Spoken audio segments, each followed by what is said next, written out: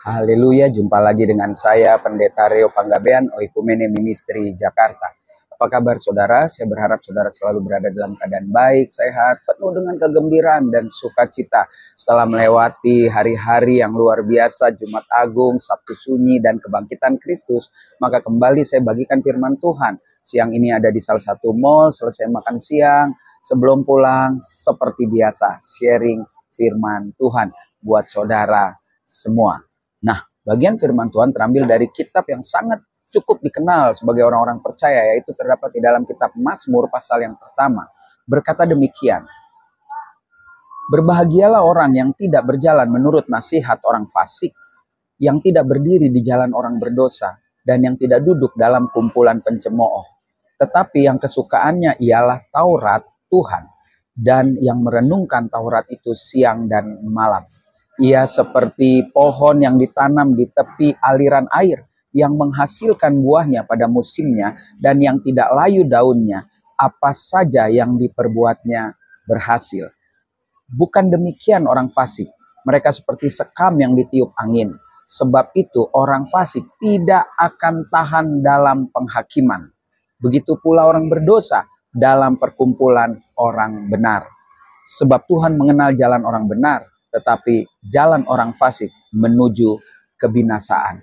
Yang menjadi perhatian kita dari pembacaan firman Tuhan yang luar biasa ini terambil di ayat yang ketiga. Di situ dikatakan, ia seperti pohon yang ditanam di tepi aliran air, yang menghasilkan buahnya pada musimnya, dan yang tidak layu daunnya, apa saja yang diperbuatnya berhasil.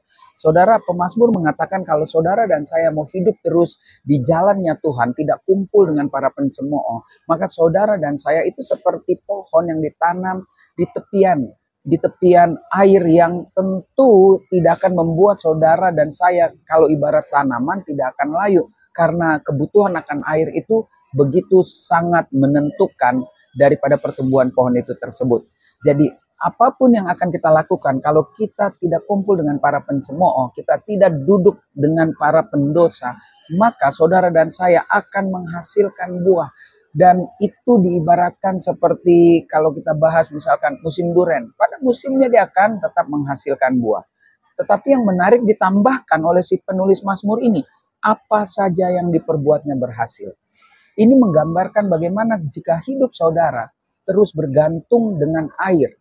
Air apa? Air kehidupan. Air kehidupan yang adalah Kristus Yesus sendiri.